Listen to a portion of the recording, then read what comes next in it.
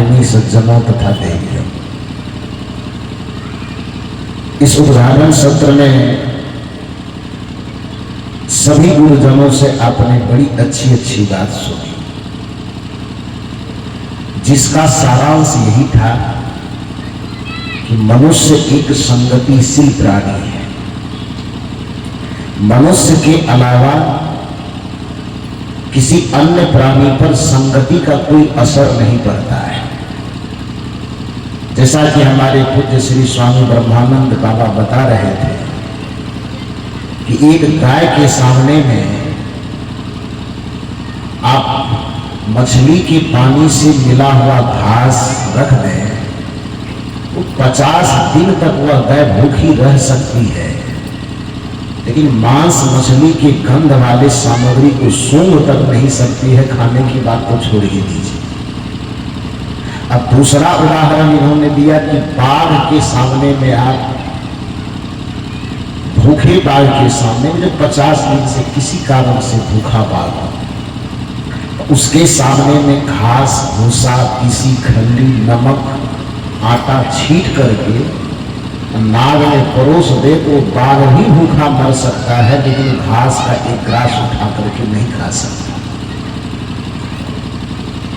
क्योंकि उसकी प्रकृति निर्धारित है, उसका स्वभाव निर्धारित है, उसमें परिवर्तन नहीं होगा। धरती जब से बनी है और धरती जब तक रहेगी तब तक न तो गाय की चेतना में कोई परिवर्तन होगा कि शराबी के संग में जाने से गाय शराबी हो जाएगी, कि जुआरी की संगति करने से गाय जुआरी हो जाएगी, कि व्यभिचारी की संगति करने से गाय व्यभिचारी हो जाएगी। ऐसा कुछ परिवर्तन नहीं होने वाला है। बाघ भी सत्संगी की संगत में आकर के वो सत्संगी हो जाएगा, शाकाहारी हो जाएगा, ऐसा भी होने वाला नहीं। मानवेतर प्राणी के जो प्रकृति निर्धारित कर दिए गए हैं, जो स्वभाव उसका निर्धारित है, अपने स्वभाव से न 1 इंच दाएं खिसक सकता है न बाएं खिसक सकता है, क्योंकि उसके ऊपर में संगति का कोई प्रभाव नहीं है। 84 लाख योनियों में मनुष्य एक ऐसा प्राणी है जिसकी चेतना पर संगति का असर पड़ता है। इसको मनोविज्ञान कहता है कि मनुष्य एक संगतिशील प्राणी। नीतिविद कहते हैं कि इस मनुष्य की चेतना पर संगति का इतना प्रभाव पड़ता है कि हियते ही मतिस्तात हीने सह समागमात् समश्च समता में की विशिष्टश्च विशिष्टता, कि एक अच्छे से अच्छे व्यक्ति को हीन व्यक्तियों के संपर्क में दिन रात रख दीजिए कुछ दिन तक, तो धीरे धीरे धीरे धीरे उसकी चेतना को पतित होने से कोई बचा नहीं सकता है। एक आदमी कितना भी नैतिकता के दृष्टिकोण से, चरित्र के दृष्टिकोण से गिरा हुआ है, उस व्यक्ति को आप महान बनाना चाहते हैं तो ज्यादा कुछ मत कीजिए, कुछ दिन तक उसे अच्छे लोगों की संगति में रखना शुरू कीजिए। अच्छे लोगों की संगति से धीरे धीरे धीरे धीरे उसकी चेतना में वह प्रभाव उत्पन्न होगा कि धीरे धीरे धीरे धीरे वह महानता की ऊंचाई को छूता चला जाए। इसी को गोस्वामी तुलसीदास जी ने अपनी भाषा में कहा है, गगन चढ़ाई राज पवन प्रसंगा की चहे मिलई नीच जल संगा। उदाहरण देते हैं कि आपने धूल के कण को तो देखा है, मिट्टी पर तो हम लोग दिन रात खेलते कूदते हैं, सड़क पर चलते हैं, हर जगह मिट्टी का धूल दिखाई देता है। जो धूल का कण आदमी के चलने के क्रम में उसके जूते चप्पल के नीचे रौंदते चले जाते हैं। कल्पना कीजिए, या तो पूर्वैया हवा चल जाए या पछवैया हवा चल जाए, तो पूर्व और पश्चिम के हवा के संपर्क में आने से जिस धूल को आप रगड़ रगड़ के पैर से चल रहे हैं, उस धूल को संगति मिल गई पूर्व से चलने वाली हवा पूर्वैया का या पश्चिम से चलने वाली हवा पछवैया का। अब वह धूल क्या होगा, आपके जूता के पीछे पड़ा रहेगा, तब वह धूल क्या होगा, वो हवा के संपर्क में आने से जिस धूल को आप पैर के नीचे रगड़ रहे हैं, वही धूल का कण हवा का संपर्क पाने से धीरे धीरे उड़ करके आपके कपार पर नाच करना शुरू कर देगा। करेगा कि नहीं करेगा? तो जो धूल आपके पैर में रगड़ने के लिए ही पैदा हुई थी, वह धूल आपके पैर के नीचे से उठ करके आपके मस्तक तक कैसे पहुंच गया? किसकी संगति से? हवा की संगति से ना। लेकिन उसी धूल के कण को संयोग से या तो आपके लोटा से, कमंडल से, गिलास से पानी गिर जाए और उसी धूल के कण को संगति उस पानी से मिल जाए, अब क्या होगा? ऊपर उठेगा कि कीचड़ बनेगा? कीचड़ बनेगा। धूल तो वही है, लेकिन संगति बदल गई। हवा की संगति बदली तो उड़ गया आसमान में। अब पानी की संगति मिल गई तो क्या हो गया? कीचड़ बढ़ गया। देखिए गोस्वामी तुलसीदास जी उदाहरण देते हैं कि हे मानव, जैसे एक धूल के कण पे संगति के प्रभाव से दो चीज होता है, या तो ऊपर उठना है तो हवा की संगति करो, या तुमको कीचड़ बनना है तो पानी की संगति कर लो। गोस्वामी जी कहते हैं गगन चढ़ाई राज, राज माने धूल का कण, गगन माने आसमान। गगन चढ़ाई राज पवन प्रसंगा, हवा का प्रसंग करने से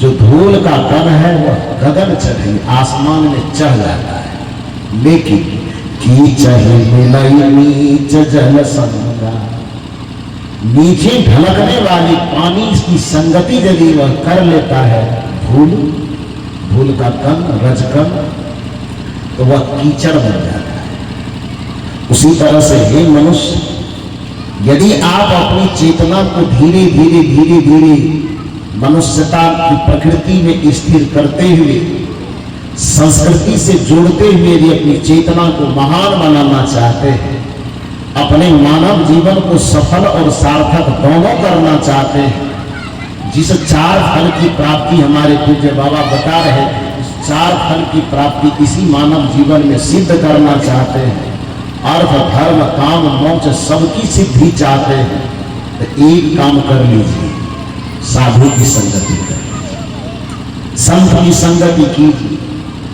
उसी संत संगति के प्रयोजन से हमारे परम आदरणीय सीताराम बाबू,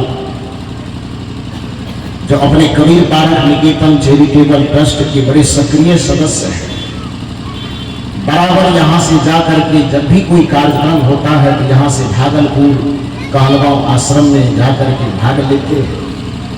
लेकिन उनके मन में बड़ी इच्छा हुई कि हम तो वहां पर सत्संग की ज्ञान में डूबकी दिन रात लगा ही लेते हैं, लेकिन जिस समाज में मेरा जन्म हुआ है, जिस समाज में हम पले हैं, बढ़े हैं, जिस समाज के पानी, हवा, मिट्टी इत्यादि का उपयोग करके अपने जीवन को इतना दूर तक हम खींच करके लाए हैं, उस समाज का भी उपकार हमारे ऊपर है। तो उस समाज के उपकार को चुकाने के लिए जिस ज्ञान गंगा में हम नहाते हैं, हमारे गांव वाले सब लोग तो उस गंगा तक नहीं पहुंच सकते हैं, तो एक बार उस गंगा को ही उतार करके भगौर की धरती पर लाया जाए, ऐसी भावना। इसी भावना से सत्संग की गंगा को आपके बीच में लाए। हमारे पूज्य स्वामी जी बड़ी सुंदर चर्चा कर रहे थे गंगा जी, गंगा जी में पवित्र होने के लोग जा रहे हैं। कृष्ण भगवान से अर्जुन ने कहा कि हमें भी गंगा ले चले। लोगों की धारणा रहती कि गंगा जी में स्नान करेंगे सब पाप कट जाएगा, लेकिन एक बात विचार जरूर करना चाहिए आदमी को, कि जो मन में किसी के कहने पर यह विचार बना लेता है कि गंगा जी में डुबकी लगाने से हमारा पाप कट जाएगा, पहले उस व्यक्ति को यह समझना चाहिए कि पाप रहता है। गंगा में डुबकी लगाएगा तो गंगा जी का पानी कहाँ कर जाएगा? चमड़िए न छुएगा, गंगा जी का पानी कहाँ तक स्पर्श करेगा? चमड़ी की, चमड़ी में पाप है। पाप और पुण्य का बीज तन में होता है कि मन में होता है? इतना सा कॉमन सेंस होना भी चाहिए आदमी को। पाप पाप और पुण्य दोनों का बीज व्यक्ति के मन में होता है। गलत और सही की जो प्रवृत्ति होती है तर्क नहीं होता, मन में होता है। सत्संग में अभी आपका यहाँ पर तन बैठा है तो पहले आपका मन बना सत्संग आने का, तब आए कि पहले तन ही आ गया?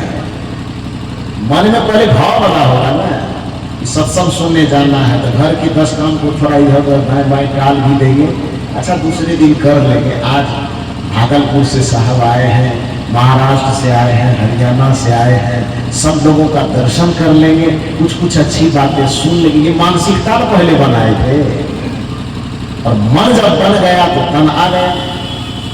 जिसका मन नहीं बना होगा उसके कान में आवाज जाती भी होगी, फिर भी बगल में बैठ के नहला पे दहला खेल रहा होगा, पंडाल में नहीं आएगा।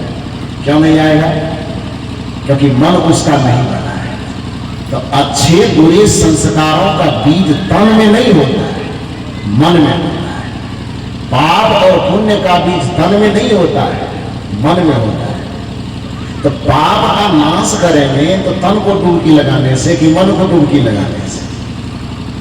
गंगा जी में हम स्नान करने जाएंगे, चाहे नर्मदा में जाए कि हम यमुना में जाए, कि दुनिया के किसी भी तीर्थ स्थान में हम स्नान करने मात्र से पाप कटना पाएंगे, तो किसी भी जगह स्नान करने से हमारे वो तन को ही वह जल स्पर्श कर पाएगा, हमारे मन तक तो पहुंचेगा नहीं, वो भावना तक तो पहुंचेगा नहीं, तो पाप का क्षय होगा कैसे? इसलिए किसी विचारक ने बड़ा सुंदर कहा है, धोना था मन भूल गया तू, धोता रहा तन मल मल की। वास्तव में नहाना किसको था? तन को कि मन को? अरे साफ सुथरा करने के लिए तन को नहलाइए, अच्छी बात है। चापानल पे नहलाइए, कि टंकी में नहलाइए, कि पोखर में नहलाइए, कि गंगा की नजदीक है तो उसी में नहलाइए, क्या दिक्कत है? तन को साफ करने के लिए आप कहीं भी स्नान कीजिए, कोई दिक्कत नहीं। लेकिन पाप को धोने के लिए आपको तन को धोने से काम चलेगा नहीं। धोना था मन, किसको धोना था? मन को। भूल गया तो बात भूल गए, धोता रहा तन मल मल के, घर का ईश्वर भूल गया तो, घर का ईश्वर भूल गया तो, तीर्थ करता चल चल के, धोना था मन भूल गया तू, धोता रहा तन मल मल के। अपने जीवन के पाप और ताप को खत्म करने के लिए वास्तव में धोना तो तुमको मन था भाई, लेकिन मन को धुलाने की कोई योजना बनाए नहीं। मन को धोना थोड़ा कठिन है, इस वजह से लोगों ने चालाकी की और तन को ही धोने की व्यवस्था का नाम दे दिया कि तन को गंगा जी में तो चापाकल पे धोगे तो थोड़ा मैल साफ होगा, और गंगा जी में डुबकी लगाओगे तो पाप साफ होगा। ना ना ना, गंगा जी का भी जल हमारे तन को ही स्पर्श करता है, मन को स्पर्श नहीं करता है। मन को स्पर्श एक गंगा करेगी जिसको ज्ञान गंगा कहते हैं। मन की गंगा को, मन के मैल को एक गंगा स्पर्श कर पाएगी जिसको हम भक्ति की गंगा कहते हैं।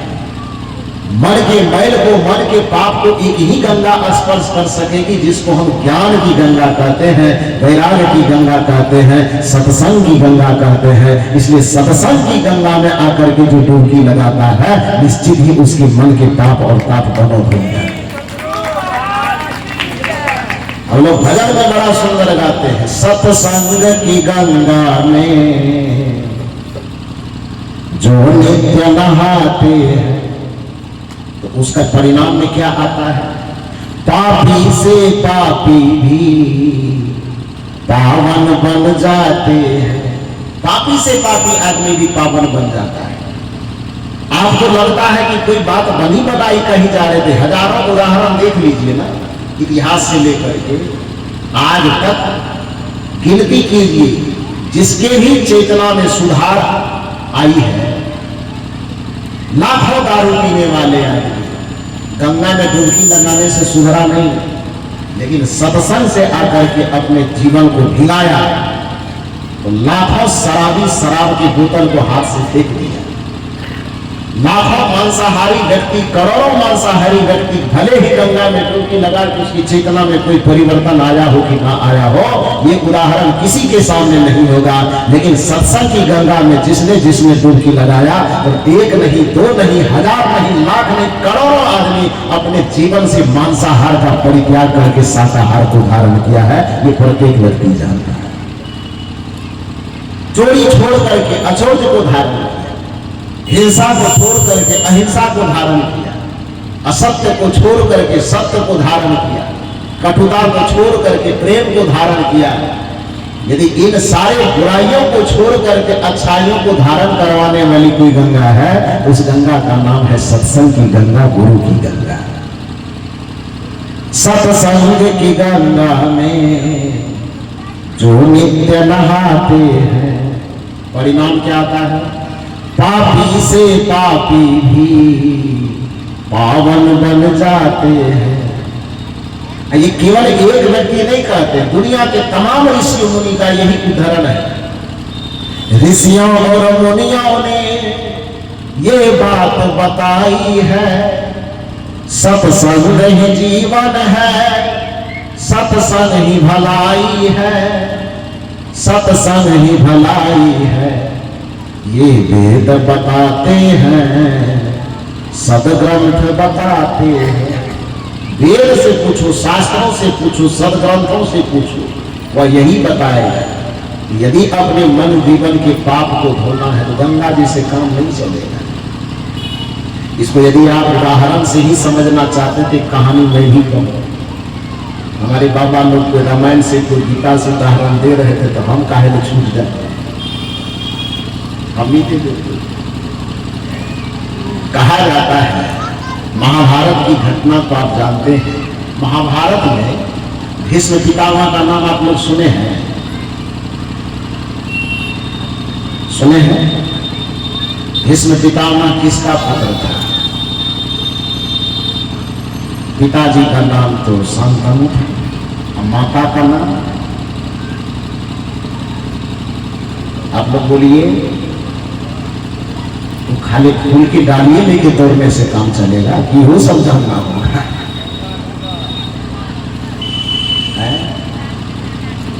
ज्यादातर तो आदमी लोग दौड़ते हैं, कार्तिक पूर्णिमा तो, माघी पूर्णिमा तो, सब पूर्णिमा खोज करके। तो महाभारत में जिस भीष्म पितामह का नाम जानते हैं, पिताजी का नाम शांतनु और माता जी का नाम गंगा। गंगा पुत्र भीष्म उसको कहा जाता है, क्योंकि पुराने जमाने में पितृ सत्तात्मक वंश नहीं होता था। बच्चे की पहचान पिता से नहीं होती थी। तो पुरुष लोग जबरदस्ती आप लोगों से अधिकार छीन लिया। मातृसत्तात्मक वंश होने के कारण बच्चे की पहचान पिता के नाम से नहीं होती थी, मां के नाम से होती थी। बाद में थोड़ा थोड़ा पुरुष लोगों का जब वर्चस्व बढ़ा तो अधिकार पत्नियों से, स्त्रियों से छीन करके वो अपने कब्जे में ले लिए। लेकिन अब जब थोड़ी संवैधानिक व्यवस्था आई है तो कहा नहीं लेंगे, उसको भी नहीं छीनने देंगे और अकेले आपको भी नहीं छीनने देंगे, दोनों को बराबर कर दिया है। इसलिए आजकल जब बच्चे के सर्टिफिकेट में नाम चढ़ता है, उसमें माता और पिता दोनों का नाम चढ़ता है ना। एक जमाने में ये अधिकार आप लोग छीनेंगे तो वो लोग टुकुर टुकुर मुंह देख रहा है, और जब उसका वर्चस्व आया तो ये अधिकार आप लोगों से वो छीन लिया, आप टुकुर टुकुर मुंह देख रहे हैं कि 9 महीना केवल गर्भ में पाल सकते हैं, लेकिन बच्चे के साथ आपका नाम नहीं जुड़ेगा। लेकिन संविधान की मर्यादा ने धर्म की मर्यादा को भी रखा बचा करके, और उन्होंने कहा कि एक बच्चे को जन्म देने में, पालने में, पोषने में माता और पिता दोनों की परिश्रम बराबर है। तो इसलिए एक का नाम क्यों चले भाई, दोनों का नाम चलना चाहिए। और संविधान ने उस व्यवस्था दी कि आज जो कोई भी सरकारी दस्तावेज बनता है तो उसमें बच्चे के नाम के साथ साथ माता का भी नाम होता है और पिता का भी नाम होता है। होता है कि नहीं? लेकिन एक जमाना था जिस जमाने में मातृसत्तात्मक वंश था, जिसमें मां के ही नाम से बच्चे के नाम की पहचान होती थी। तो भीष्म पितामह जिस युग में थे उस समय मातृसत्तात्मक वंश चलता था, इसलिए गंगा भीष्म जी को क्या कहा जाता था? गंगा पुत्र भीष्म। तो इतना तो दिमाग में क्लियर है कि भीष्म पितामह किसका बेटा था? थोड़ा जोर से बोलिए ना, भी लोगों से पूछेंगे कि लोगों से पूछेंगे नहीं, क्योंकि नीतीश कुमार आप ही के खाता में 10,000 भेजा है। हाँ, सरकारों आप ही का वैल्यू देता है, इनसे क्यों पूछेंगे? तो पूछेंगे आप ही लोगों से। हम तो इधर वाले लोगों को भी सलाह देंगे कि आप लोग भी जत्था बना के जीविका से जुड़ लेंगे, आपको भी मिल जाएगा 10,000। तो खैर, जब तक उसको नहीं मिलता उससे नहीं पूछेंगे, आप ही लोगों से पूछेंगे। तो भीष्म पितामह के माता जी का नाम गंगा, इतना स्पष्ट है ना, गंगा के वो पुत्र है। अब आप इस दिमाग को, अब एक सवाल दीजिए अपने दिमाग के सामने में कि जो भीष्म पितामह गंगा मां के पुत्र थे, निश्चित है 14-16 वर्ष तक भीष्म को पिता से भेंट भी नहीं होने दी थी गंगा। भेंट होने दिया था? तो जमान करके तीर धनुष सब सिखा के ट्रेनिंग दे करके तब सामने लाया था। लेकिन जब तक तीरंदाजी में कुशल नहीं कर दिया, पाल पोस करके एकदम जवान नहीं बना दिया, तब तक भीष्म पितामह को सामने में नहीं लाया। इतना दिन तक भीष्म पितामह को कहां रखा था? गंगा जी अपना साथे में रखी थी। तो मान लो कि 14, 15, 16 वर्ष जो भी रखी होगी, तो 14, हेलो बोलिए सदगुरुदेव की। 14, 15, 16, 17 जो भी हो जाए, हमारा गिनती नहीं है, बायोडाटा नहीं है मेरे पास, एक अनुमान कि जो भी 14 वर्ष, 15 वर्ष, 17 या 18 वर्ष तक अपने पास में गंगा जी रखी होगी, वो अपने हाथ से खाना खिलाती होगी, अपने पास रखती होगी, उसी गंगा में डुबकी लगवाता होगा, सारा चीज वही में करता होगा। लेकिन सारा चीज करने के बावजूद भी भीष्म पितामह को अपने जीवन के अंतिम पड़ाव में, महाभारत के युद्ध में तीर के सैया पर झूला क्यों झूलना पड़ा?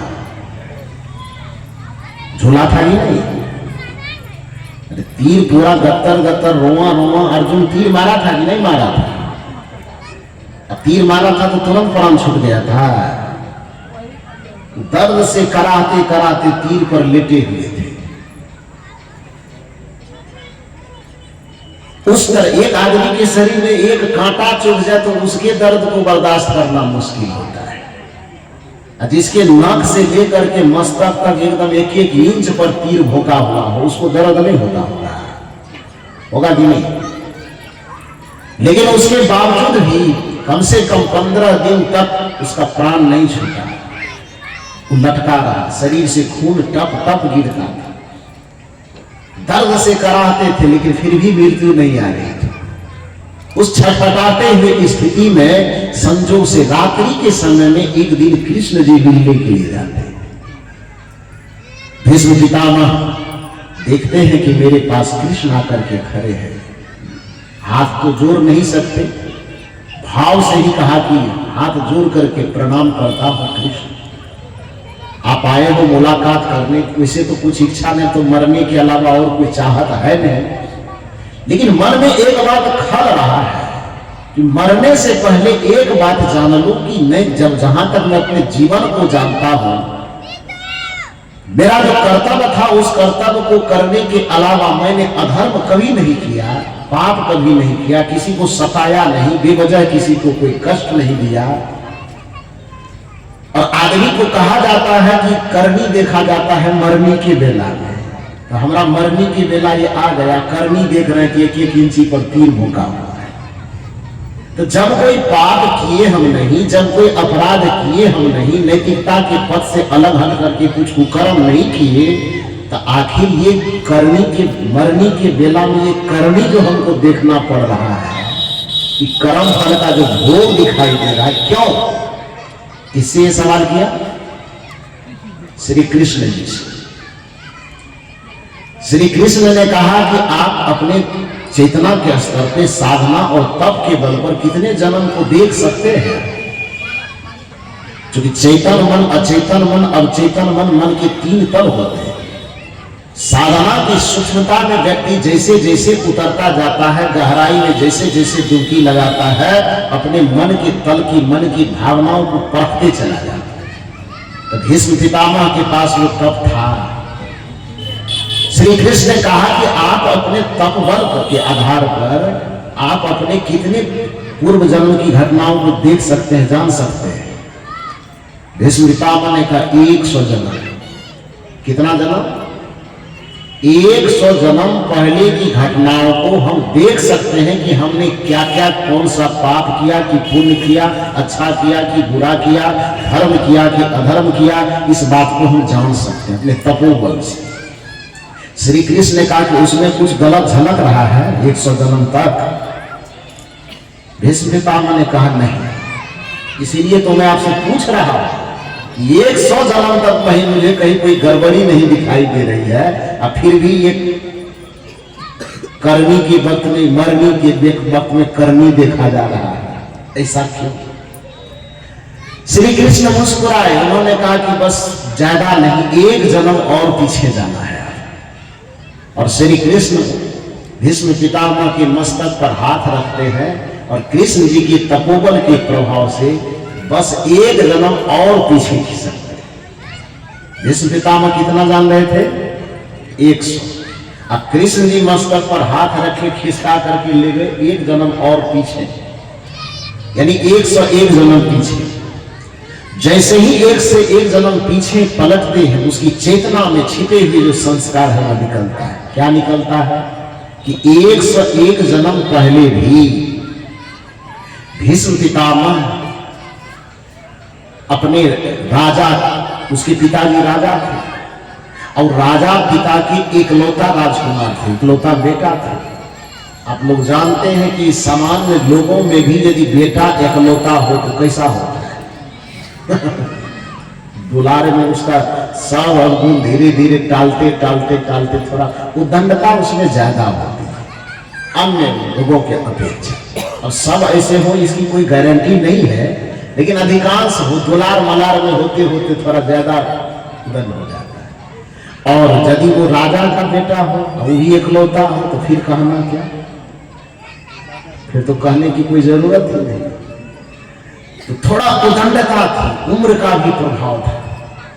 अचानक से रथ पर बैठे वो राजकुमार 101 जन्म पहले रथ पर बैठ करके कहीं जा रहा था, और जाते जाते जाते जाते अचानक संजोग से क्या हुआ, तो रथ के आगे से सड़क पर एक सांप गुजर गया।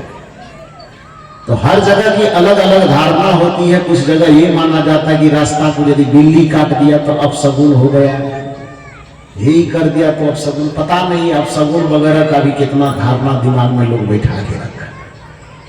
इस सड़क समझता है कि मानव की खाली बक होती है, बिल्ली का अधिकार नहीं है सड़क पर, खाली आप ही जाइएगा।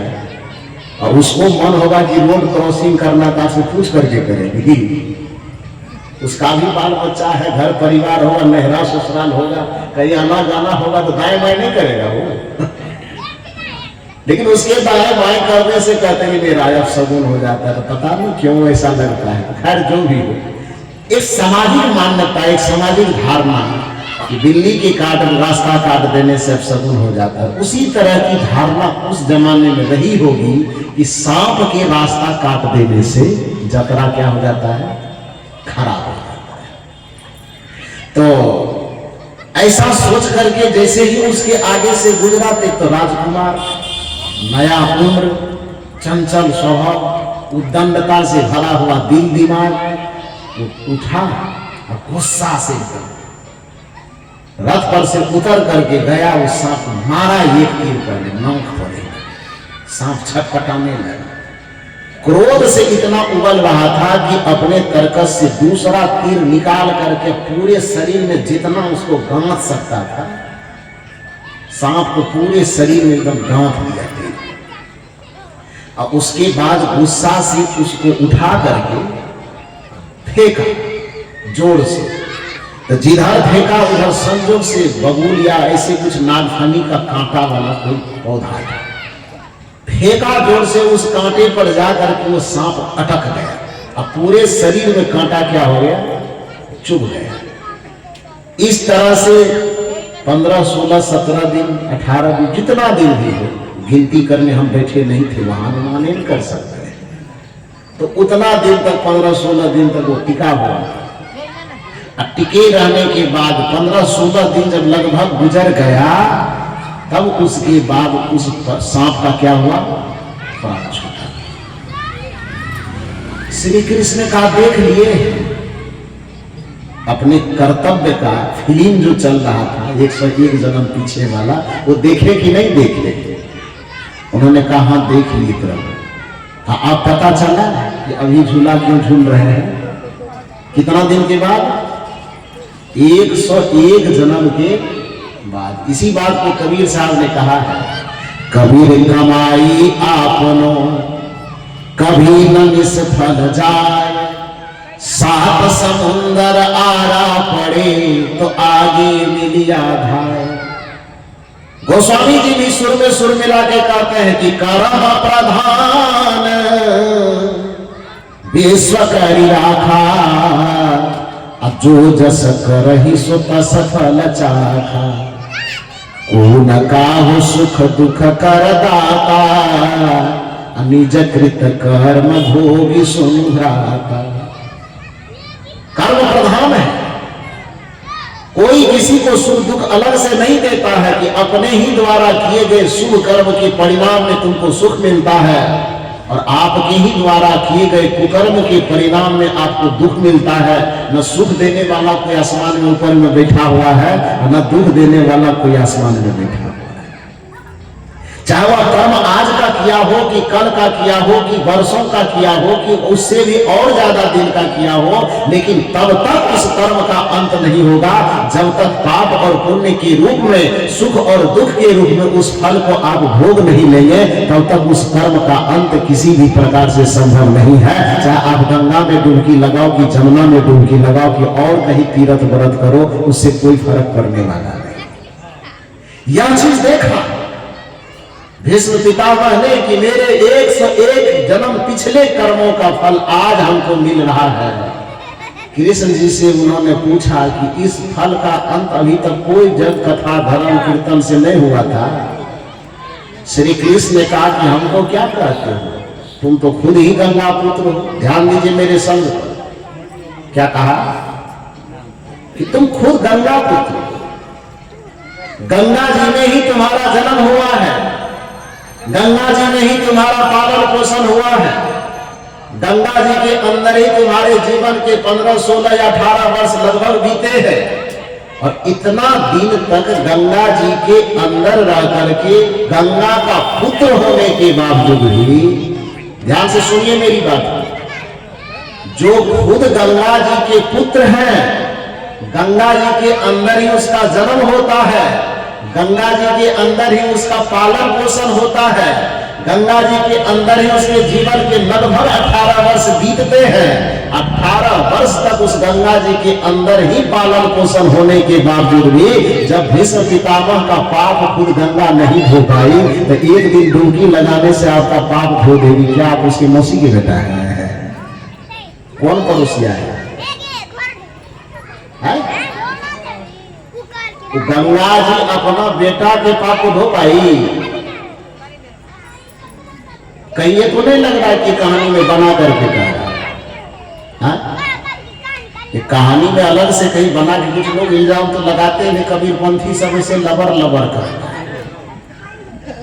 हाँ, सब चीज का खंडन ये करता है, भगवान नहीं है, भगवती नहीं है, गंगा नहीं है, तीर्थ नहीं है, व्रत नहीं, ये इल्जाम लगाता है। सदगुरु कबीर साहब के चिंतन और दर्शन को न समझ पाने के कारण लोगों ने कबीर के नाम पर बड़ा विषाद फैलाया है। 3 दिन तक आपके बीच में रहूंगा, कोशिश करूंगा कि जो जहर आपके माथे में कबीर के नाम से भरा गया है, 3 दिन के अंदर इस सत्संग का ऐसा माहौल पैदा करो कि कबीर के नाम से जो आपके दिल में नफरत भरी है, उस नफरत को निकाल करके आपको कबीर के चरणों में झुका दूं। ये मेरी कोशिश है। तो यदि आपको कहीं ऐसी मानसिकता दिमाग में आपने बैठा के रखा है, कबीर इसका खंडन उसका खंडन करता, तो मैं सवाल करता हूं कि महाभारत की भी घटना में सुना रहा हूं, कहीं ऐसा तो नहीं लग रहा है कि अपने तरफ से बना करके कह रहे हैं? यह हकीकत बात है। अब सोचिए कि गंगा जी अपने पुत्र भीष्म पितामह के 101 जन्म पहले किए गए पाप को जब नहीं धो पाई, तो आप जो जाएंगे एक दिन उसमें डुबकी लगाएंगे और सोचेंगे कि हमारा जन्म भर का किया हुआ पाप खत्म हो जाए। मेरा सवाल यही है कि जब अपने बेटा के पाप को नहीं धो पा रही है, तो आप कौन है उसका? रिश्ता बताइए थोड़ा सा, कौन रिश्ता लग रहा है उससे? मौसी लगेगा कि नानी लगेगा कि दादी, कौन लगेगा? अब कोई रिश्ता भी लगेगा तो माँ बेटे के रिश्ते से ज्यादा गहरा कोई रिश्ता नहीं होता है। कोई रिश्ता आप मान लीजिए कि हमारा जो लग रहा है, ठीक है, मां के तुल्य उसको सब लोग मानते हैं, तो जो भी उससे रिश्ता आप तय करेंगे तो वो रिश्ता मां और बेटे के रिश्ते से ज्यादा गहरा नहीं हो सकता। इतनी गहराई रिश्ते से जुड़े होने के बावजूद भी अपने पुत्र के पाप को नहीं धो पाती है, तो हमारे आपके पाप को कैसे धोए? वस्तुतः गंगा जी एक पवित्र नदी है। मैं ये नहीं कहता हूं कि आपको मौका लगे तो स्नान नहीं करना चाहिए उसमें। हम लोग भी खुद डुबकी लगाते हैं, क्योंकि नदी उसी के किनारे में हम लोग हैं। तो जाते हैं, मौका लगता है तो खूब उछल उछल करके नहाते हैं। आपको भी मौका लगे नहाइए, नहाना कोई बुरी बात नहीं है, लेकिन ये धारणा दिमाग में बैठा करके मत नहाइए कि एक डुबकी मारने से सब पाप खत्म हो जाए। ये पाप को धोने के लिए उसको फैक्ट्री मत बनाइए। पाप उससे नहीं धुलेगा। पाप यदि बुराई यदि धुलेगा भी तो एक ही चीज से धुलेगा, उस सत्संग की गंगा से। सत्संग की गंगा में जो नित्य नहाते हैं, पापी से पापी भी पावन बन जाते हैं। इसको भी सुनना चाहते हैं कि सत्संग की गंगा में कौन पावर है जो धो देगा, तो इसके लिए भी एक कहानी में सुना रहा। वो कहानी कौन सा सुनाऊंगा? वो गंगा अवतरण की कथा है।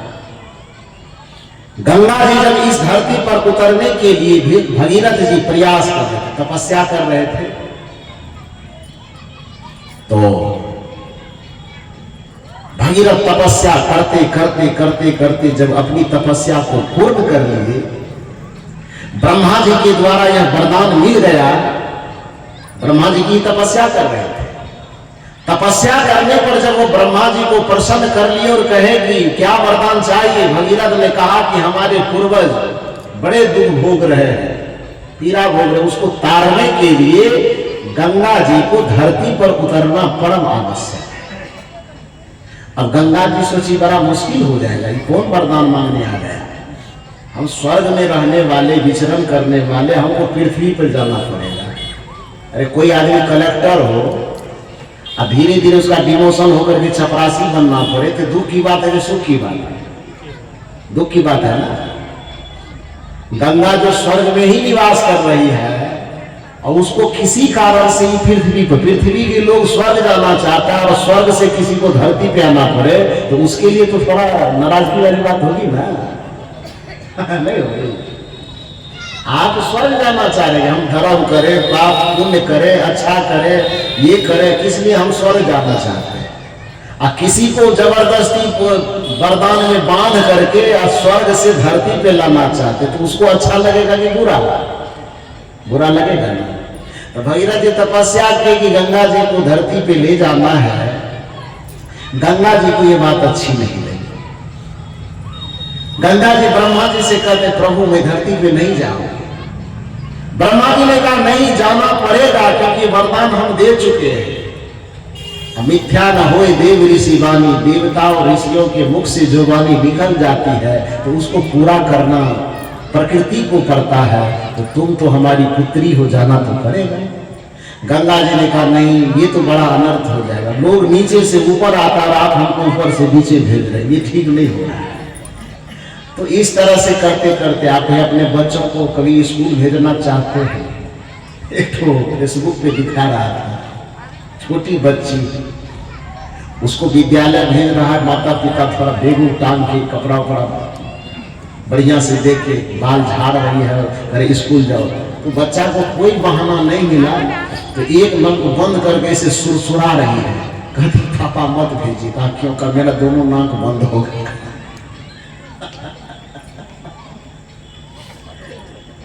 आप लोगों को इससे पाला पड़ता है कि नहीं? तो दुलार में जो बच्चे होते माता पिता से बहाना करते हैं। गंगा जी को लगा कि हम अभी पिताजी के पास हैं, स्वर्ग में विचरण करते हैं, हम कोई वरदान के चक्कर में पृथ्वी पे जाना पड़ेगा तो ठीक नहीं होगा। तो बहाना कुछ खोजेगी कि नहीं खोजेगी? खोजेगी ना। तो गंगा जी बहाना खोजती। तो बहाना खोजने के क्रम में गंगा जी को 3 बहाना मिलता है। कितना बहाना? 3 बहाना। 3 बहाना क्या क्या?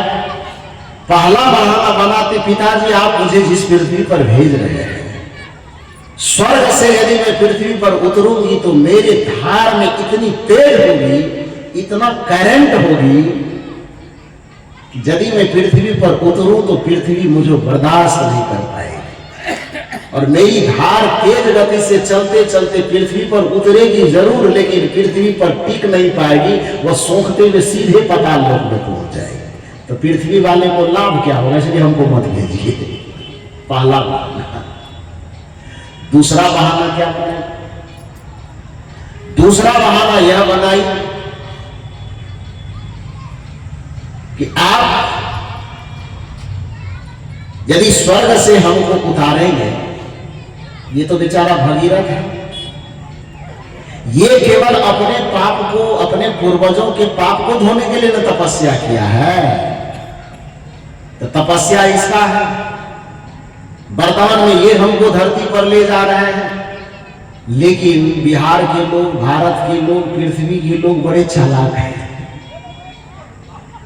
काम के लिए ले मेहनत किया है भगीरथ जी, बरमान में लेकर के जाएगा, ये हमको 2-4-5 दिन के बाद वहां से लौटने दीजिएगा, नहीं लौटने दीजिएगा तो पृथ्वी के लोग ऐसी चालाकी करेगा कि जिंदगी भर तक आया करके अपना पाप को धोते रहेगा। हाँ, बहुत चालाक लोग हैं। और उसमें भी हमको उत्तर प्रदेश, हरिद्वार उत्तर प्रदेश होते होते बिहार में भी भेज रहे। बिहार के लोग तो और चालाक है। गंगा जी कहते हैं, हम नहीं कह रहे हैं, हमको मत कहिए, हम भी बिहारी में हैं। तो खैर जो भी हो, तो उन्होंने कहा कि बिहार की बात नहीं, मतलब पृथ्वी लोक के जो भी व्यक्ति है बड़े चतुर है, बिना परिश्रम के मेहनत कुछ नहीं करता, लाभ ज्यादा चाहता है। तो इसलिए वर्तमान में तो मुझे मांग करके भगीरथ जी ले जा रहे हैं, लेकिन पृथ्वी के लोग चालाकी करेंगे, वो आएंगे, पाप खूब करेंगे, पाप धोने के लिए आएंगे। तो दूसरे का पाप धोते धोते तो हम खुदे पापी हो जाएंगे। राम तेरी गंगा मैली, सुने है ना गाना? मतलब राम तेरी गंगा मैली हो गई, पापियों के पाप धोते धोते। ये आदमी चालाकी करेगा, खूब पाप धोएगा। तो इसलिए ऐसे जगह पे मत भेज। ब्रह्मा जी ने कहा कि अरे जाओ ना, देखा जाएगा। दूसरा बहाना भी उसका काम नहीं किया। तीसरा बहाना कि अच्छा ठीक है, ये गारंटी हमको दीजिए कि दूसरे का पाप धोते धोते सबको पाप से हम मुक्त कर देंगे, लेकिन उसके पाप से हम पर जो पाप का ताप चढ़ेगा तो वो पाप का ताप हमारा कैसे उतरेगा? दूसरे के पाप को धो करके उसको तो हम पवित्र कर देंगे, लेकिन सबका पाप जो मेरे ऊपर चढ़ जाएगा तो हम कैसे पवित्र होंगे? इसका भी रास्ता बताइए। ये क्या लग रहा है कि ये भी कहानी में बना के कह रहा हूं? या तो आप शिव पुराण पढ़ लो, या नहीं तो आप गंगा अवतरण की कथा पढ़ लो, और यदि आपको लगता है कि शिव पुराण और गंगा अवतरण की कथा हमें खोजना थोड़ा मुश्किल होगा तो आपके हाथ में मोबाइल है, आपके हाथ में नहीं तो आपके बेटा पोता के हाथ में जरूर होगा। उस मोबाइल में एक सबसे बड़का देवता आजकल है, गूगल भगवान है। उससे पूछिए गंगा अवतरण की कथा, निकालिए गूगल पर, जो मैं बता रहा हूं उसको उसमें पढ़िए जाकर। किताब खरीदने में नहीं देर लगेगा, उसमें कौन देर लगेगा, उसको पढ़िए, वो बताएगा। जो मैं कह रहा हूं वही बताएगा। क्या बताएगा? गंगा जी ने कहा कि मेरे पाप कैसे धुलेंगे। तीनों बहाना सुन करके ब्रह्मा जी थोड़ी देर माथा खुजलाए और ब्रह्मा जी ने कहा गंगा से कि अच्छा, पहला नंबर वाला जो तुम्हारा बहाना है उसका समाधान ये कर देते हैं कि डायरेक्ट तुमको पृथ्वी लोक पर नहीं उतरना है। पृथ्वी तुम्हारे तेज को भले ही बर्दाश्त न कर सके, धार को बर्दाश्त न कर सके, तो डायरेक्ट तुमको हम पृथ्वी पर नहीं भेजेंगे, तुमको शंकर जी के जटा में भेजते हैं। पृथ्वी तुम्हारे तेज को बर्दाश्त कर सके कि न कर सके, शंकर जी की जटा तुमको बर्दाश्त कर लेंगे, उसको मैं वहां पर मैं तुम्हें भेजता। तो एक बहाना का निराकरण ये हुआ। दूसरा बहाना कि जरूरत पड़ेगी तो तुमको बुला लिया जाएगा। तीसरे बहाने में तो ये कहा गया कि दूसरे का पाप धोते धोते जब हम खुद पापी हो जाएंगे तो मेरे पाप को कौन धोएगा।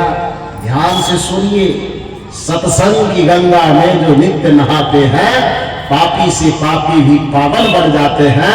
इस घटना को यदि आप जानना चाहते, सत्संग की महिमा को जानना चाहते हैं, संत की महिमा को जानना चाहते हैं, तो भी आपको ये गंगा अवतरण की कथा जरूर पढ़नी चाहिए। ब्रह्मा जी ने कहा बेटी, ये बात तो सच है कि आदमी चालाक है, धोने जा रही हो 10 लोगों के पाप को, लेकिन तुमको करोड़ों लोगों के पाप धोने पड़ेंगे। और करोड़ों लोग जब आकर के अपना पाप तुमने धोने का प्रयत्न करेगा, उसके पाप से निश्चित है कि तुम्हारा चरित्र दागदार हो जाएगा, तुम खुद तुम्हारे ऊपर पाप चढ़ जाएगा। जाओ, मैं तुम्हें वरदान देता हूं कि दुनिया के लोग तुम में अपना पाप धो करके पाप से मुक्त होंगे, लेकिन जब तुम पाप के प्रभाव से दब जाओगी तो तब कोई संत गुरुजन जब आएंगे, जब कोई ध्यानी व्यक्ति आएंगे, जब कोई ऋषि और तपस्वी आकर के अपना चरण तुम्हारे अंदर धारा में डाल देंगे तो तुम सदा सदा के लिए पापों से मुक्त हो जाओगे। तुम्हारा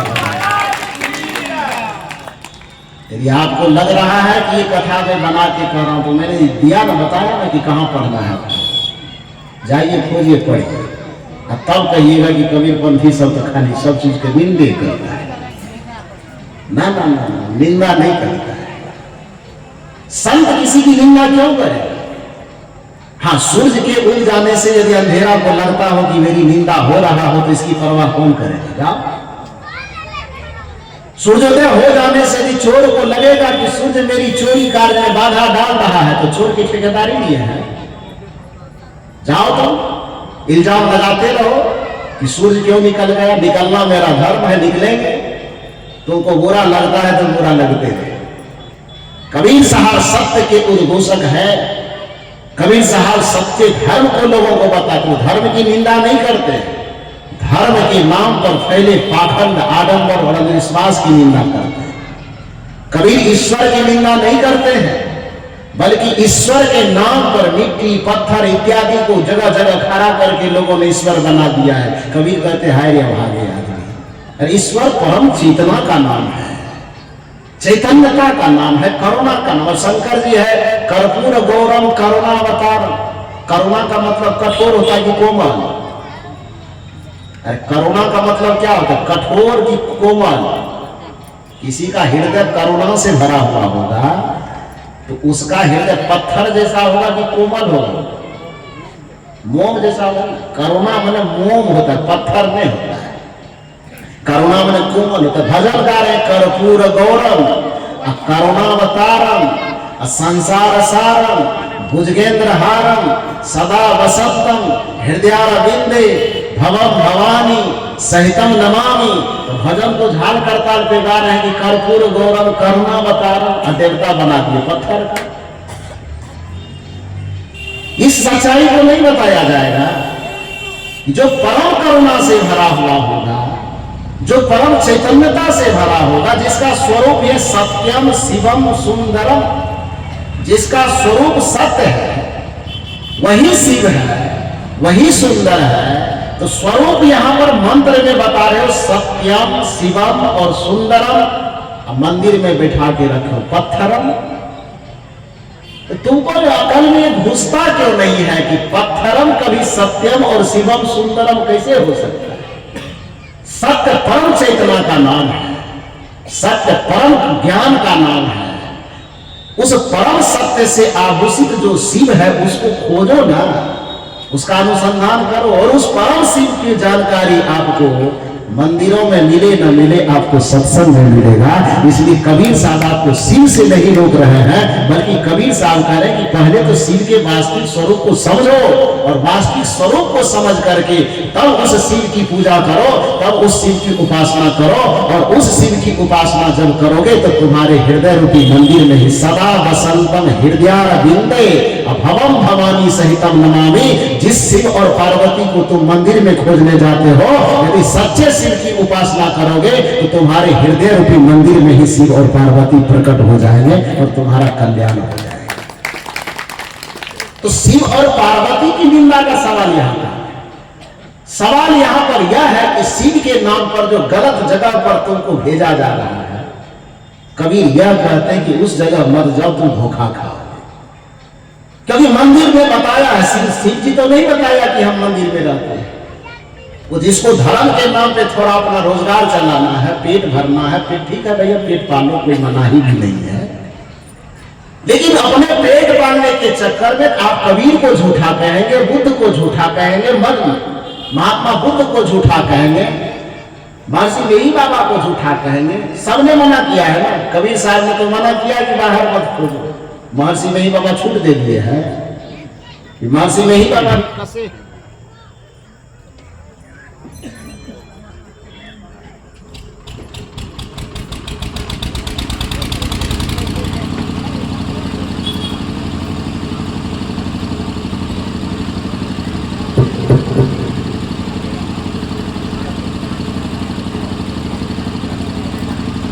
बोलिए सदगुरुदेव की। संत जो भी होंगे वो आपको बाहर भटकने से रोकेंगे। हमारे बगल में पूज्य स्वामी जी बैठे हुए, 20वीं सदी के महान संत महर्षि मेही बाबा ने बड़ा सुंदर कहा, निज तन में खोज सज्जन। लोगों ने कहा कि आप भी तन के अंदर ही वाला है, बाहर कोई गुंजाइश नहीं छोड़े है। महर्षि मेही बाबा ने कहा कि संतों की परंपरा ही भीतर खोजने वाला, बाहर कैसे छोड़ेंगे। निज तन में खोज सज्जन, बाहर न खोजना, अपने ही घट में हरि है, अपने में खोजना। अपने तन के अंदर खोजो, हृदय के अंदर खोजो, क्योंकि अपने ही घट में हरि है। वह परमात्मा, वह राम, वह शिव, वह कृष्ण, जो भी आप परमात्मा का नाम आप दे सकते हैं, नाम अलग अलग देने से कोई फर्क नहीं पड़ता। उस परम चेतना को जो नाम देना हो आप देते चले जाइए, लेकिन खोजिए उसको बाहर मत, उसको अंदर मत खोजिए। निज तन में खोज सज्जन, बाहर न खोजना, अपने ही घट में हरि है, अपने में खोजना। यही बात तो 650 वर्ष पहले से कबीर साहब कहते आ रहे हैं। कस्तूरी कुंडल बसे मृग ढूंढे वन माही, ऐसे घट घट राम है।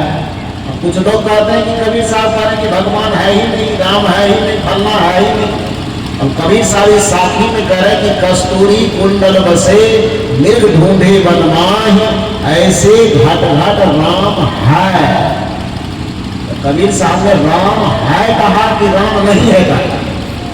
क्या कहा? राम है कि राम नहीं है? तो आप उसके मुंह में जबरदस्ती नहीं है क्यों डलवा रहे हैं? वो कब बोल रहे कि नहीं है? वो कह रहे कि है, लेकिन आज जिसके भी दिल दिमाग में एकदम नफरत का जहर भरा हुआ है, तो जबरदस्ती कबीर साहब के मुंह से कहना चाहते, कबीर तो कुछ मानवे नहीं करे छे, मतलब नहीं। कबीर साहब ने नहीं मैं नहीं वाला पार्टी, मैं हाँ वाला ही पार्टी, लेकिन स्थान तुम्हारा गलत हो रहा है, खोजने वाला जगह गलत हो रहा है। और वस्तु अंते खोजे अंते तो कैसे आ गया, वस्तु कहीं और हो, खोज कहीं और हो, तो हाथ कैसे आ जाए, कैसे प्राप्त हो? तो कस्तूरी कुंडल बसे मृग ढूंढे वन माही, ऐसे घट घट राम है की बात है, नहीं की बात नहीं है। ऐसे घट घट राम है दुनिया जानत नहीं। लोगों को आपत्ति है कि ये संत महात्मा घट के अंदर, हृदय के अंदर क्यों बता रहे, बाहर क्यों नहीं बता रहे? तो जिसको बाहर आप मंदिरों में खोजने जाने का, उन्हीं से पूछ लीजिए। सबसे ज्यादा मंदिर में खोजते किसको है? शंकर जी को ना, शंकर जी को ही खोजते हैं। शंकर जी से कभी पूछे हैं कि आपका पता कहाँ है? अरे हम पहलगांव में रहते हैं, किसी कारण से आप हमको पटना में खोजने चले जाएंगे, हम नहीं मिलेंगे पटना में, तो दोबारा हमसे संपर्क कीजिएगा ना। तो पटना गए थे खोजने, आप नहीं मिले, साहब जी कहाँ रहते हैं?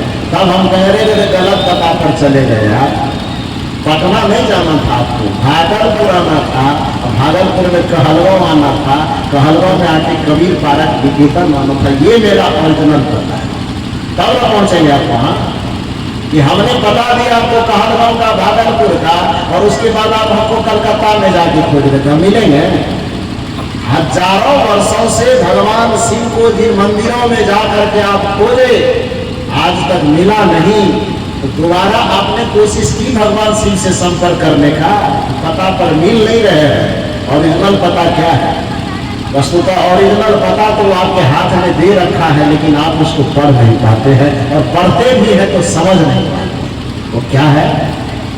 कर्पूर गौरम करुणावतार संसार सारम भुजगेन्द्रहारम। कर्पूर गौरम करुणावतारम संसार सारम भुजगेन्द्रहारम। सदा बसंतम, कहाँ पर? देवघर में ना। सदा बसंतम सिंहेश्वर की बटेश्वर, कुशेश्वर की, काशी की, हरिद्वार, भर दीजिए आप। क्वेश्चन दे देते हैं, उसमें डॉट डॉट भरने के लिए रिक्त स्थान दे देते हैं। कर्पूर गौरम करुणावतारम संसार सारम भुजगेंद्र हारम सदा बसंतम, डॉट डॉट डॉट डॉट कर देते हैं। भरिए तो रिक्त स्थान को कौन चीज से भरिएगा? काशी से भरेंगे कि हरिद्वार से? वहां वृंदावन लिखिएगा कि मथुरा, कुशेश्वर की बटेश्वर की सिंहेश्वर, क्या लिखिएगा वहां? सदा बसंतम, आगे हमने बोलेंगे, आप बोलेंगे। फिर कबीर से नफरत क्यों? फिर संतों से नफरत क्यों लग रहा है आपको कि ये संत महात्मा जो है ये देवी और देवता भगवान भगवती के विरोधी है?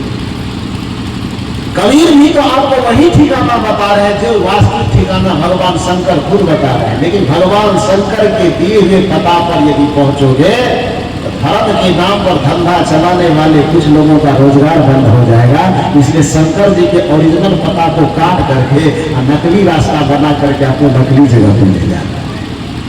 कबीर जैसे संत जब इस धरती पर आते हैं तो फिर नकली पता और असली पता का अंतर आपको बताना चाहता है। लेकिन चालबाज लोग वो एक साजिश के तहत उल्टे बता देते कि संत लोग धर्म के खिलाफ कर रहा है, कि भक्ति के खिलाफ कर रहा है, धर्म के खिलाफ कर रहा है, भगवान और भगवती के खिलाफ कर रहा है। तो इस बात को समझने की तो कोशिश कीजिए, छोड़ दीजिए कबीर की बात को सुनिए। थोड़ी देर के लिए भूल जाइए कि तुलसीदास जी ने क्या कहा, थोड़ी देर के लिए भूल जाइए कि महर्षि नहीं बाबा ने क्या कहा। डायरेक्ट जिनको खोजने आप मंदिर जाकर भी से पूछिए।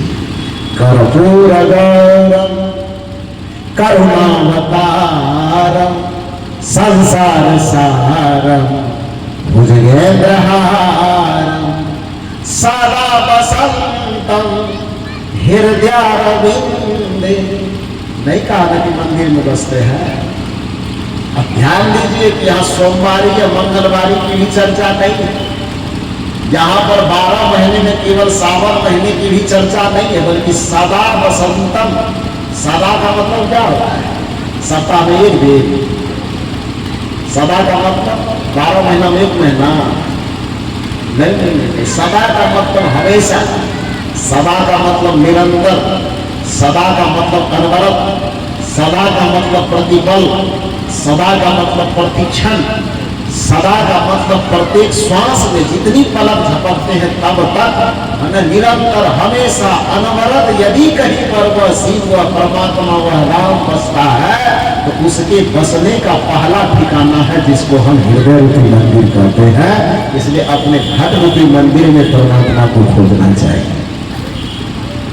कर्पूर गौरम करुणावतारम संसार सारम भुजगेंद्रहारम सदा वसंतम हृदयारविंदे भवं भवानी सहितं नमामि। कर्पूर गौरम करुणावतारम संसार सारम भुजगेंद्रहारम। तो आपको वास्तविक भक्ति तक ले जाने के, वास्तविक परमात्मा की पहचान करा करके वास्तविक परमात्मा तक पहुंचाने के लिए, अब जीवन के कुकर्म जनित समस्त पाप और ताप को धोने के लिए यदि कोई दरवाजा खटखटाना चाहिए तो वो संत का दरवाजा खटखटाना चाहिए, सत्संग का दरवाजा खटखटाना चाहिए। मैंने थोड़ा सा निवेदन आपसे यही किया कि मनुष्य एक संगतिशील प्राणी है। संगति का उसकी चेतना पर बड़ा प्रभाव पड़ता है। यदि कुसंग में पड़ा तो फिर इसको पतितपना के रसातल में भी जाने से कोई रोक नहीं सकता है। और यदि सुसंगति की, अच्छी संगति की तो धीरे धीरे महानता की ऊंचाई छूने से भी इसको कोई नहीं रोक पाएगा।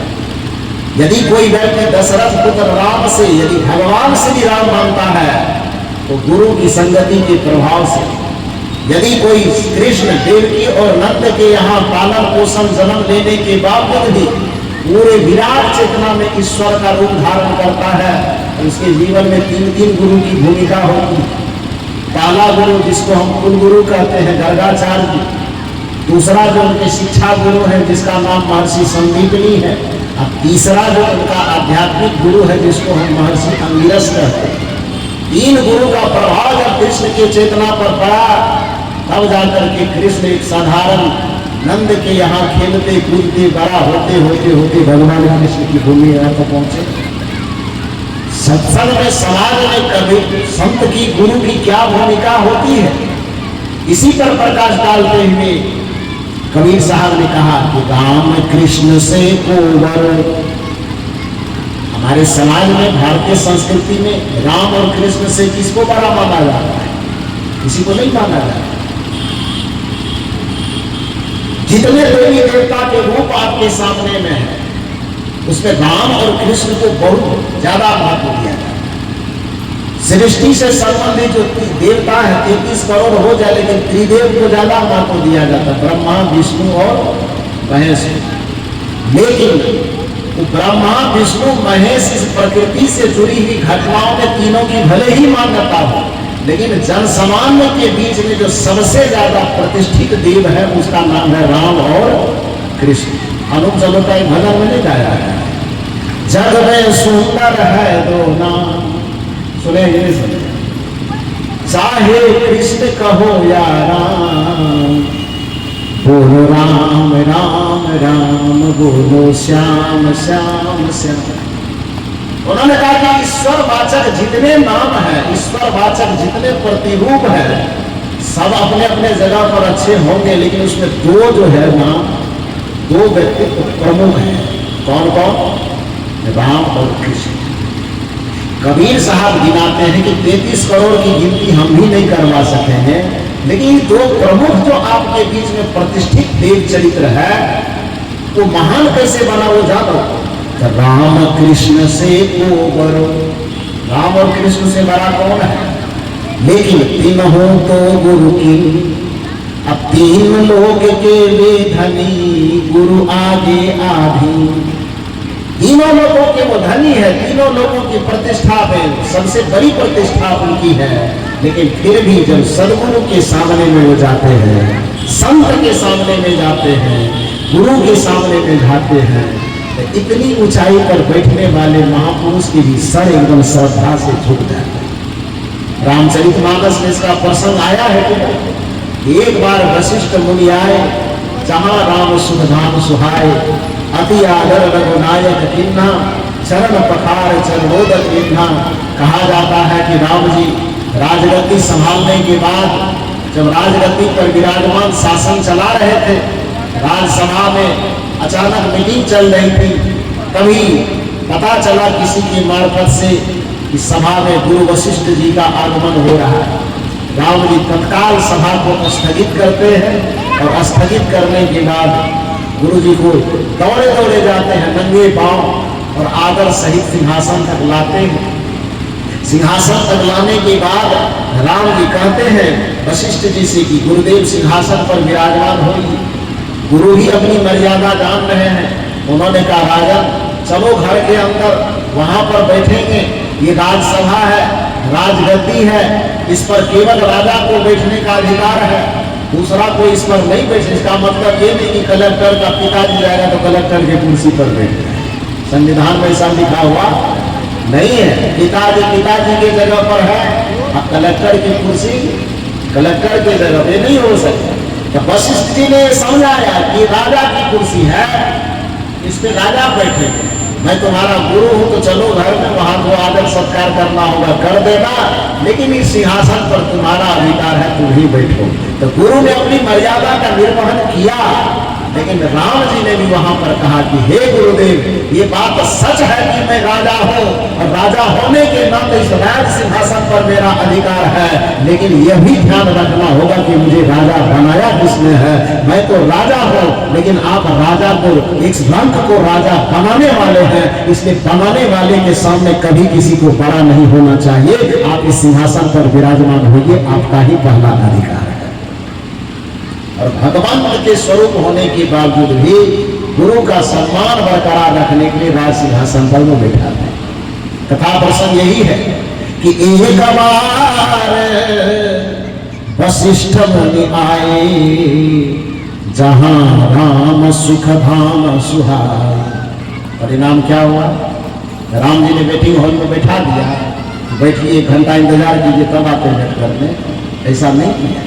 मर्यादा की लकीर खींची कि भगवंत के सामने में भी संत की क्या मर्यादा है, गुरु की क्या मर्यादा है, और उन्होंने उस मर्यादा को दिखाया दुनिया को। अति आदर रघुनायक किन्हा, चरण पखार चरणोदक निन्हा। अति आदर, आदर ही नहीं अति आदर रघुनायक किन्हा, चरण पखार चरणोदक निन्हा। तो जिस भगवान को आप भगवान मानते हैं वह भगवान ही सत्संग गुरु के चरण के प्रताप से ही उस भगवत्ता को प्राप्त करते हैं। तो जो भगवान की भगवत्ता ही गुरु कृपा से मिलती है, तो आप अपने भी हृदय के भगवत्ता को गुरु कृपा से उद्घाटित करवा लीजिए। इसलिए सत्संग से प्रेम कीजिए, संत से प्रेम कीजिए, संत के चरणों में अपनी प्रीति को जोड़िए। संत की संगति से जैसे पवन के प्रसन्न से धूल भी जूते के नीचे से उड़ करके आसमान की यात्रा करने लगता है, उसी तरह से आपकी चेतना कितने भी धूल से भी गया गुजरा क्यों न हो, लेकिन यदि संत की संगति में आ गया, गुरु की संगति में आ गया और गुरु की चेतना से अपनी ज्ञानात्मक चेतना का संबंध जोड़ लिया, तो फिर आपको भी महान बनने से, आपको भी ऊंचा उठने से कोई नहीं रोक सकता। आप अपने आप को महान बनाना चाहते हैं, आप अपने जीवन को सार्थक और सफल करना चाहते हैं, आप अपने जीवन में चारों पुरुषार्थ अर्थ धर्म काम और मोक्ष की सिद्धि चाहते हैं, तो आपको और कुछ जो कर रहे हैं अपनी जगह करते रहिए, लेकिन यह विशेष रूप से ध्यान रखिए कि इसकी प्राप्ति बड़ी आसानी से एक ही संगति से हो पाएगी। उस संगति का नाम है साधु की संगति, उस संगति का नाम है सत्संगति। बड़े सौभाग्यशाली हैं आप लोग कि 3 दिन की खातिर आपके बीच में सत्संग की गंगा बहाई गई है। परम आदरणीय श्री सीताराम बाबू को, बकोर समाज के समस्त लोगों को जो इनके सहयोग में खड़े तन से, मन से, धन से, किसी भी प्रकार से खड़े होकर इस सत्संग आयोजन को सफल बनाने की दिशा में आगे बढ़े हैं, उन सब लोगों को इस मंच की ओर से, साधु समाज की ओर से बहुत बहुत साधुवाद, बहुत बहुत धन्यवाद एवं शुभकामना देते हुए इस सत्र में मैं अपनी वाणी को यहीं पर विराम देता हूँ। बोलिए सतगुरुदेव की जय।